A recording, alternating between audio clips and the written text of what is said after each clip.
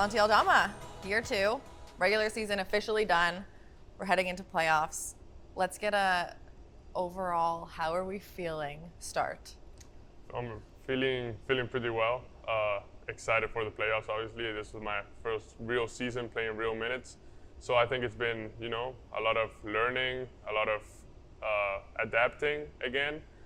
But yeah, I think I'm ready for the playoffs and ready to get my first playoff experience. So a lot of new stuff coming this year. You brought up minutes. You averaged like around 11 minutes a game last year when you played. You're over 21 minutes a game now. How do you prepare for that? I think since G League, Summer League, over the summer, just getting reps and knowing how to help the team was the biggest for me. And, just staying healthy as well, because it's a long season and availability, I think, is very important to contribute to the team's success. And mentally, it's the same preparation? Yeah, mentally it's a bit different, I would say, because I think it comes down to watching a lot of film, learning where your shots come from, and also trusting the work you put in, trusting the process, knowing you may have one bad game or two bad games, and then keeping calm and knowing better days will come, and then when you have 2-3 good games, knowing, you're still the same player. Like, you just got to work every day and never being too high or low.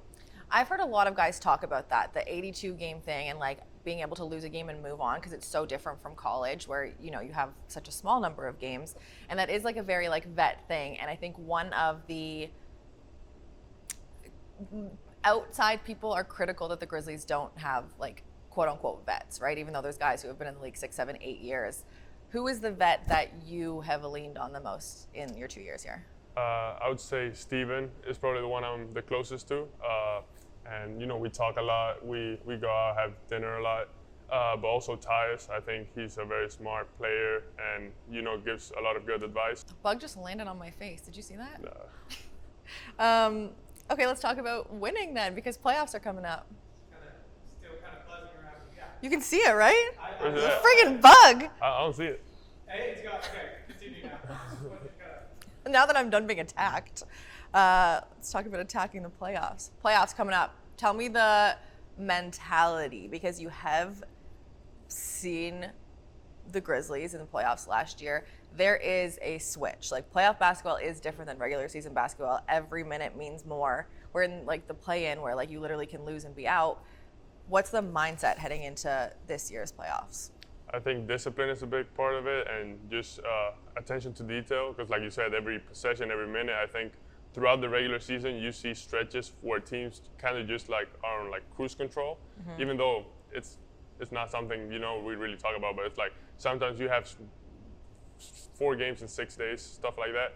So it's like kind of crazy. Now in the playoffs, like every minute matters. So now you gotta be the most together team, the most disciplined team, and just like we talked about, like if you have one bad possession, flush it instantly. You can't be, oh, you didn't get a foul call and be thinking about the whole game. No, you gotta make sure you gotta stop the next possession, hit a shot the next possession, and I think that's a big. Whoever is able to perform the game plan to the highest level is the one that's gonna win. That's another thing, because we're talking about flushing games, but like in the moment, flushing plays like that too. Because like you said, there are so many times, even in regular season, say you have 4 games in 6 nights, there are times where you like, not that you want to admit it, but you are slightly in cruise control, and you can like want to try and turn it on by like you turn the ball over and then you get like a stupid foul. Things are different in the playoffs. How does that mentality change? Like, how do you actually like go and like turn that switch?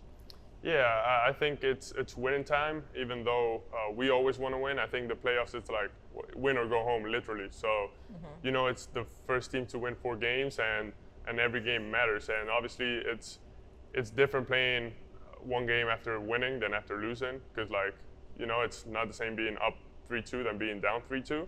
Knowing you got to win every game, but it's the same mentality. Even though it feels different, it's the same mentality, because like it's one game at a time, and it doesn't matter if you win by 1 or 50. It's the same. It gives you one win. So I think it's all about that. Where does this team get their confidence? I think from each other. I think we're very confident in the work we put in, and that helps. But also, I think we're very together and we have a lot of fun. And I think people mistake confidence and having fun with cockiness.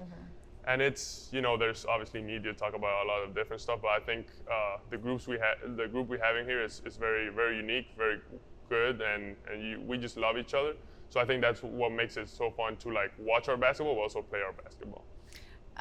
Playoff atmosphere in this arena, because you're talking about watching. How hype does this arena get? You were here last year.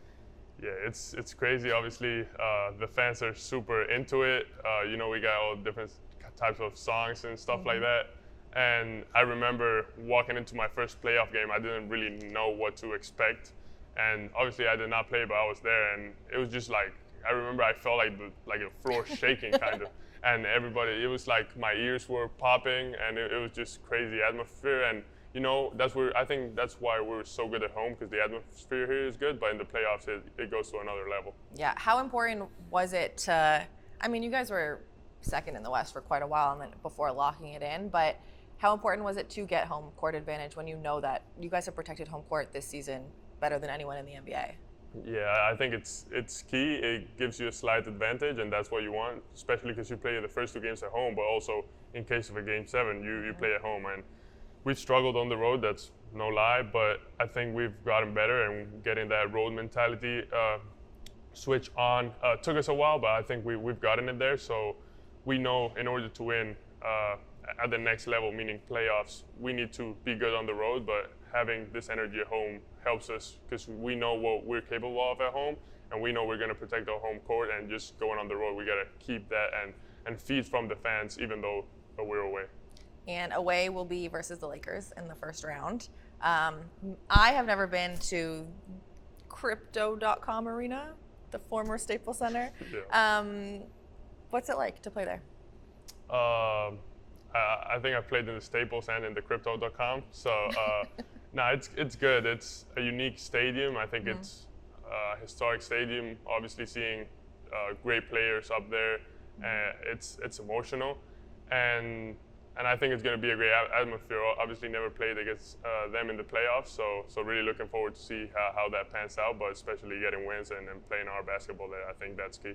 You talked about some of the players up on the rafters. Obviously, the emotional one, I'm assuming, is Kobe Bryant, because I would love to go see everything he's got up there. But another one is Pau Gasol, who you got to actually be in the arena as they retired his jersey. And I read a whole bunch of articles saying that he's one of the players that you looked up to growing up. What was it like being there for that moment? Like, that's a piece of history. Yeah, it was awesome. Obviously, when I go back there, that's the first thing I'm going to look at, just his jersey up there next to Kobe's for sure, because those were the first 2 teammates I looked up to, kind of, because I remember when he got traded, that's kind of when I started watching more NBA basketball, even though it's always hard. But, and I like them playing together, and he, obviously, he's one of the best ever. And just like as a Spaniard, growing up watching Pau every summer, and now having the chance to see how they retire his jersey is a once in a lifetime thing. And just like I said, I think for everybody it's very emotional, but for me, that I've looked up to him so much, it's just, I really can't put it into words what I felt. At what point did you, like, obviously you know the schedule. You're like, okay, I'm in LA, whatever day that was. At what point did you know that was the jersey retirement, or had you known that? Yeah, I was told, and they were like, yeah, he wanted to do it against Memphis. Because of you? No, not because of me. Because he played here, right? No, yeah, because that's the team that drafted him, of course. And I was like, well, it seems like I'm going to be there. So I'm like, nice. It was super cool. But I think the moment that it really hit me was, I think in the second quarter before they retired, they gave him an ovation, and he was feeling very emotional. I remember I was in the bench, and I'm like, I'm about to cry too. So it was pretty cool to live that moment. That is pretty cool. And it's funny that you say that, because it is a cool moment to know that he also came through Memphis in his career too, and now you're here. I did see though, and obviously this has been talked about before, but this freaking bug. Oh yeah, now I see it. It's been talked about before that every other player from Spain, or no other player from Spain is a better way to word it, has gone through the NCAA to be in the NBA. Pau included. Marc, name your Spanish player. Why was that something you did? Like, why are you different? You know what I mean? Like, if you don't see something happening, you don't like picture yourself going down that path. Yeah, I think it's a mix of things. I think first and foremost, I think where I grew up had a lot to do with it. I went to an English school where we had a good basketball team, so I think I never felt the need to go to a pro team. I was kind of like, well, we're working well here. We have a good team. I'm getting better, and I'm having fun with my friends. So I'm like, we're gonna stay here. And then when it came time to decide, all right, do I want to move to a pro team in Spain or go to the U.S.? I'm like, I knew Ivo Simovic. He's assistant coach at UCLA now. He was at Loyola, Maryland at the time, and I knew him from some time back. And he was like, well, obviously we want to offer you a scholarship. Do you want to come check it out? And I was like, I did my official visit. I wasn't really sure if I wanted to come to the U.S., but once I got here, I'm like, yeah. Free trip to America. Yeah, I'm like, this is what I want to do. And obviously my end goal was the NBA, but I really didn't have like the path set. I was just like, I think this was best for me at this moment, and I think that's what's going to put me in the best position to one day get drafted. But I'm here now, so it worked out perfectly. Did people back home support that decision? Like not playing pro? Because a lot of Europeans, and I know for people who may be watching, they don't know, like throughout Europe, like you can play pro like young. Like it's not like America where you like go to college, then you get drafted. Like you can play pro quite young. Yeah. Obviously my family, close friends did. I think the rest didn't. I read a lot of stuff, a lot of negative stuff about it. Because like I said, people had never done that, so I think it was something new. But now you're starting to see more people doing it. At the end of the day, you're playing grade level basketball. Sometimes as 18, 19-year-olds, you don't get a lot of bronze in pro basketball. So it's like you get a chance to play, you get a chance to have a free degree. And then after that, you can choose what to do because you can always go back. Or if you get the chance of being an NBA player, then you can do that too. So I think it was a win-win in my situation. I think it's unique for every single person, but for me, it worked out perfectly. And every time I talk to younger guys, it's always like, if you really feel like that's good for you, go ahead. Cause there are choices. Yeah, there are choices. Another choice, speaking of Spain, because there always is time to go home. We were talking about this before we started rolling, but representing your country is a big deal for a lot of players. The World Cup is coming up this summer. As a son of an Olympian, is that still something that you are interested in doing, representing Spain at the World Cup? Yeah, that's always been one of my dreams, especially like we talked about watching Pau, Marc, all these great players. That was one of my dreams, and I played the under 18s. I was lucky enough to win a gold medal with Spain. And an MVP, already. you know? And an MVP, Shout out yourself. Yeah, so it was amazing. I think that feeling is hard to beat just because you know you're doing it for your country. And now having the opportunity to potentially do it at the best and highest level, it's amazing for me. So hopefully I can go to a World Cup this summer and put that jersey back on. See Spain across your chest. Yeah. There is also 120 international players on NBA teams to start, like on starting rosters. So there's a chance that you play against guys that you play against here, which is kind of a cool feeling. Yeah, no, for sure. With and against, for sure. And like we talked about, hopefully some of my teammates are there and I get to play against them. You know, we play against each other in practice, but now in a higher level and more, you know, with more at stake, I think it'll be fun too. Yes, of course. There's 4 international players on the Grizzlies, 2 from Canada, 1 from New Zealand. Dylan has played on Team Canada for years and years, so I would sign up I would wake up at 2 a.m. to watch you guys go head to head. You should. We're done like the serious stuff. I'm gonna play a few games with you, and I'm gonna have 5 fan questions, and then we're gonna wrap up, okay? All right. So Memphis food, lemon pepper wings, barbecue ribs, or freshly glazed donuts? I'm gonna have to cut the donuts, just because. Not a sweet guy? I am, but I just don't eat them enough because. Get him out of here. I shouldn't. I'll start the lemon pepper wings and bench the barbecue. I might get some hate comments because of this, but you know, lemon pepper wings are awesome. All right, he said he was critical. This is it. Okay, Spanish food. And you're probably gonna laugh at me because this is from a Google sheet. Paella, churros, although you just said you don't want dessert, and patatas bravas? Patatas bravas? Yes. Yeah, I gotta start the patatas bravas. They're amazing. Period. You said churros and paella. I gotta bench paella against my will because I love it, and I gotta cut churros. However, I'll say since I don't go to Spain a lot, I'll have some sweets when I'm there. Okay, fair enough. Not a sweets guy. I'm learning about you today, Santi. All right, you ready for 5 questions from the fans? Yeah. There was Let's go. so many. Like, there was so many replies. I picked 5. Your favorite highlight of your career so far? I don't know. That's a good question. Do you want me to give you mine of yours? Yeah, go ahead. The reverse dunk against the Suns last year. Yeah, that was pretty cool. I think the bench reaction was pretty cool too. I don't know if I have any more that I liked like that. You've done so much good stuff, Santi.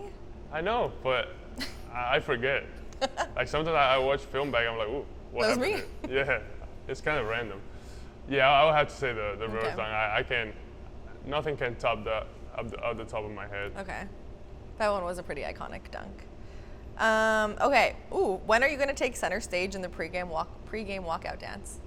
Oof. Probably a couple of years from now. Maybe one day I'll have to bring it out, but you know, the guys do a good job. I'm normally behind the scenes. What would it take for you to get in there? I don't know. Like I have to go crazy. Like something has to be going on for me to like start dancing. I rarely dance, but when I dance, I'm like by myself. So I rarely dance in front of people. So I don't know. I have to be very hyped. Okay. Maybe yeah, if we get to the finals, I'll probably jump in there. Stamp it. Okay, what's the best advice that you've ever gotten from Steven Adams? That I can say here. Yeah, without curse words. Let me put it this way: just more heartless brain, with another wording, but yeah, more heartless brain. Okay. This one tweet referenced Zaire's diet when that came out last year. He was eating like 5 billion calories. They said they wanted to know what you eat in a regular day. I just try to eat as much as possible. I probably eat like 6-7 times. Normally, I mean, breakfast is pretty normal. Like I eat like a bacon, egg, and cheese bagel, or like just omelet, and then I'll probably do like a protein smoothie. Then I like salmon, red meat, rice, pasta, potatoes. So just try to mix that up somehow throughout the day. And then a lot of snacks like, what's it called? Like nuts, and then kind bars, all that kind of stuff. And then a lot of sparkling water. I drink a lot of water, and I love sparkling water. Do you like flavored sparkling water? I like it, but I do it. Oh. But I just like the sparkles kind of. I'm addicted to like that. I don't even know what the brand is. Like Bubble? I don't know. Oh, the bubbly ones? Yeah, and it's a grapefruit flavor. Oh yeah, those are very good, but I like the non-flavored ones. Yeah, you're not a sweet guy. Yeah, I'm not a sweet guy. That's the thing. That's the issue here. Okay, funniest guy on the team and why? We have a lot of funny dudes. I would probably, against my will, because I don't want him to get hyped, but probably Steven. He's just the most like naturally funny guy. Like he's not trying to be funny, but he's funny. And I would say BC as well. Really? Yeah, he doesn't talk a lot, but like whenever he says something, it's very funny. The one thing that comes up when I think about BC and like him being funny is, I forget we were at like some event and someone said something to me. These are like the worst details ever. Someone said something like, oh, like what did you average in college? And I was like gonna reply, and he wasn't in the conversation. He was like over there, and he was like 1 and 2. He's like, yeah, that's kind of the stuff he Brandon? does. Like he'll be sitting there, and then he'll just jump in and just say a comment that just gets you going. But yeah. all right, shout out Steven and Brandon. No, shout out Santi. We're done. Let's go. Episode 1 with Santi Aldama.